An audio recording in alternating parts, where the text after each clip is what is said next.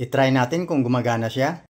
Mga idol, mag-unboxing muna tayo ng ating parcel. Tingnan natin kung okay siya at walang damage. Ang ganda ng pagkapak nila at ang bilis lang dumating. Ang liit ng pala at ang cute, easy to handle. Mura lang tong order ko, bali 386 lahat yung binayaran ko, COD. Ito pala mga idol, battery charger to siya. Pwede pala to gamitin sa battery sa car o sa mga motorcycle. Maganda to siya, pag nalubat yung battery natin, mayroon tayong magamit. Katulad sa nangyari sa aking sasakyan, nakalimutan ko ang susi at saka naka-on pala. Kasi sa panahon na yun, mayroon akong tinatrabaho sa loob ng sasakyan. Nakalimutan ko tuloy na kunin yung susi isang gabi at isang araw. At yun ang dahilan na nalubat siya. Malaki ang tulong nito at saka hindi ka na maghanap kung saan-saan pa. Ito na mga idol, itry natin kung gumagana siya. Salamat pala sa sealer at sa mabait na rider na dumating yung parcel ko na sa tamang oras. Ilagay na natin yung clamp, positive sa positive at negative sa negative. Mayroong karga na pala to yung ating battery kaya hindi natin malaman kung ilang oras ma-full charge.